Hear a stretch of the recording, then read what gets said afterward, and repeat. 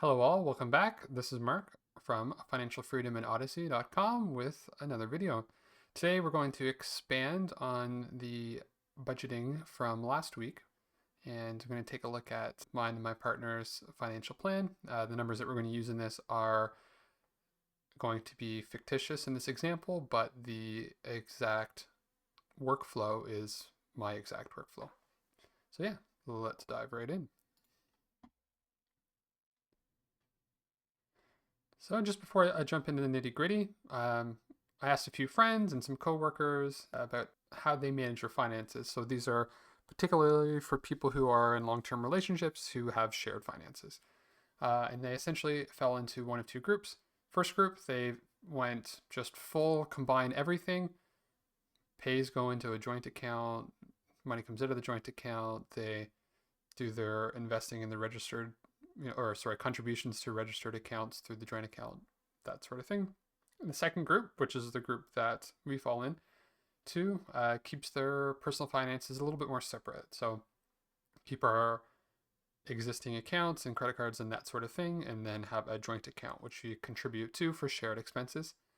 Main reason I like this one is I think it allows autonomy, right? So you ensure that all your essentials are covered jointly and fairly, whatever division of that makes sense based on your situation, and whatever's left over for each party is good to go. I did find one commonality, which is typically there's one person who takes charge of the finances, and then anything major, both partners would chat about it. All right, so like I said, I'm going to expand upon the post from last week, which targeted a 20% savings rate for that individual making 120,000. And we're going to use that 20% for my partner's savings rate in this example, and we're going to bump up mine to 25%. Same as last week, we use the PDOT calculator to figure out what the gross pay, net pay breakdown is.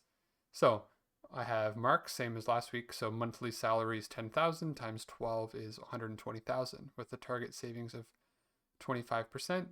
Means we're going to need to contribute 1,500 to RSP and 1,000 TFSA as opposed to the 1,000 and 1,000 from last week.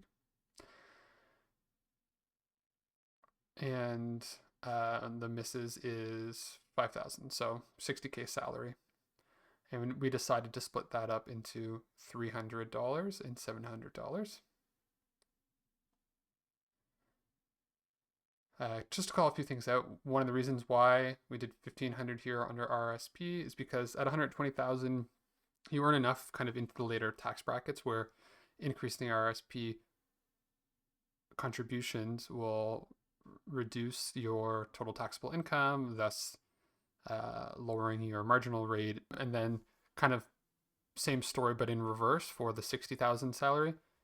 The RSP here is set to 300 a month, and that's simply just to reduce income below the tax bracket for the first rate, right? So the federal tax bracket, which is typically the larger one of the two, is 15% is the rate up to your first $57,375. There is a portion at the beginning of that. I think this year it's like 16 or 17K that is not taxed. Anyways, ignoring that for the purpose of this video. The misses is the same in reverse.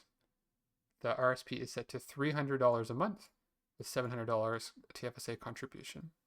So the reason for that is because at $5,000 per month or 60,000 salary,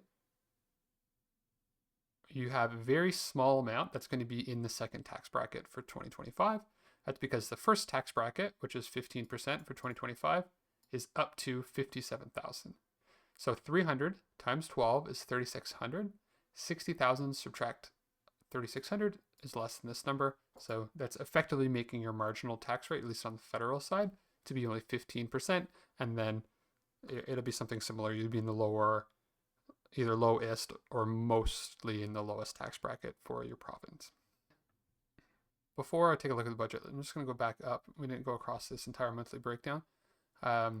So we talked about the monthly salary, target savings rate, and the contributions.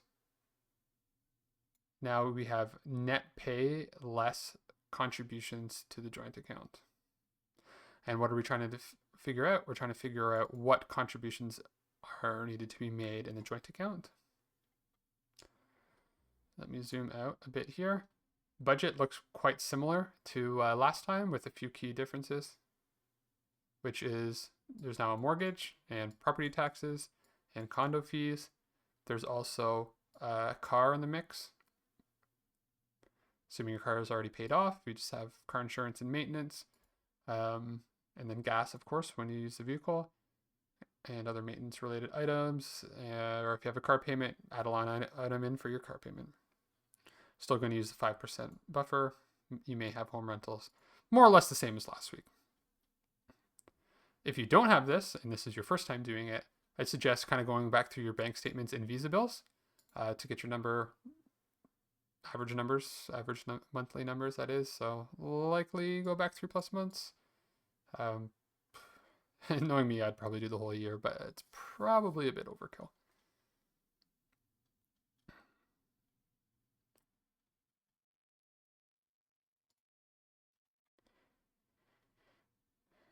So now taking a look at the allocations that we have, this leaves us, okay, so this essentially leaves us with 6,300 needed. This is what's actually needed based on the values above. Add our 5% buffer, so we need to get 6,300. How are we going to get that 6,300? Well, I'm going to do 4,000 a month. So if I'm getting paid twice a month, 2,000 each pay. And Mrs. is going to do 2,300 a month, or 1,150 each pay. So less target savings, net pay, less contribution joint account. For discretionary spend, we're left over with 446 and about 600. One thing I just want to call out here is partway through the year and the latter half of the year, especially the person who's earning 120,000 will have maxed out their EI and CPP, and they'll start taking home more money.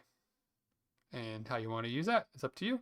I always suggest at least saving a portion of that, but it'll end up being an additional $700 a month, and that kind of like narrows the gap here, and it all ends up being more or less the same.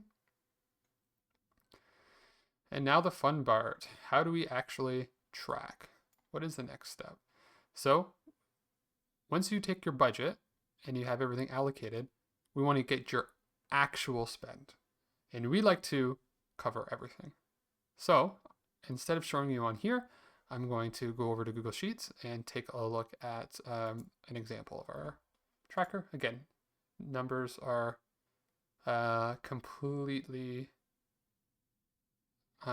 fictitious, but I tried to make them as close to what might be reasonable for someone living in Toronto. Let's see, let me zoom in a little bit here. So you can see I went ahead and I filled a lot of things out here. And what I like to do is I like to populate this tracker with all of our fixed costs. So these are our subscriptions. So things like Spotify, Netflix, that sort of thing, whatever you may have, Amazon Prime. Utilities I like to put in here. Internet, telephone, or cell phone, most likely. Gas, electric, that sort of thing. Personal care. So I put in, I believe this includes some non-personal care things, but we just labeled it personal. So things like any outstanding loans, maybe money for a haircut, that sort of thing. Just, you can put in a number here. You also don't have to put in a number to start off the year. You can leave it more empty and just fill out actuals as the months pass. I like to call it the mortgage separately. Group everything related to car and or transit here, and then home costs. So this would be, starts off with fixed costs, insurance, condo, common fees, if you have anything like that, or HOA fees, anything of that nature, and everyone's favorite, property taxes. So now, since we have this all set out and we went ahead and put in our contributions here, that we reviewed in the previous screen. We can scroll all the way down on the bottom and we can see that, actually let me freeze the top row here.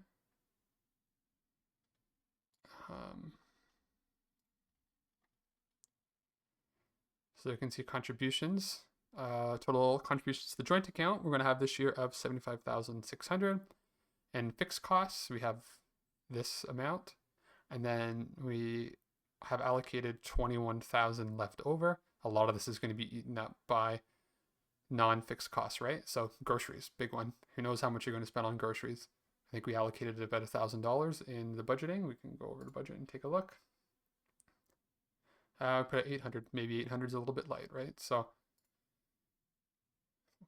long story short, what I like to do is I like to go through at the end of the month, open up your joint account, confirm that your fixed costs are the same, and add in any of the non-fixed costs that may have been debited from your account, or maybe you needed to transfer money to somebody for something. Then I would go through your Visa statement, what have you, maybe and just add in the numbers. So maybe I spent $100.34 first week, and maybe I spent $300. Maybe I did a Costco run the second week, and then 125 the third week, and I don't know, maybe 198 the next week. So 723. So everything gets tracked, it gets subtracted from down here. And then once this is entirely filled out, you know that what each partner is owed based on shared expenses. So you contribute with each pay, and at the end of the month, once this sheet is entirely filled out, you get to withdraw that amount into your personal account.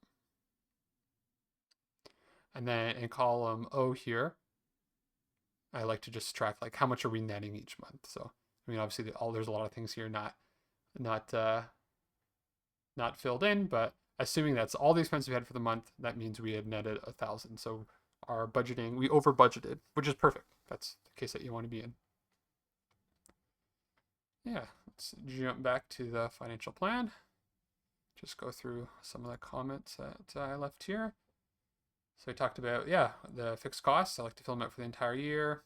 Non-fixed costs we add as we go and or review at the end of each month. Or if it's a really busy month, just add them all at the end of the month. Doesn't take that long. Pour yourself a cup of coffee one Saturday morning, fill it out.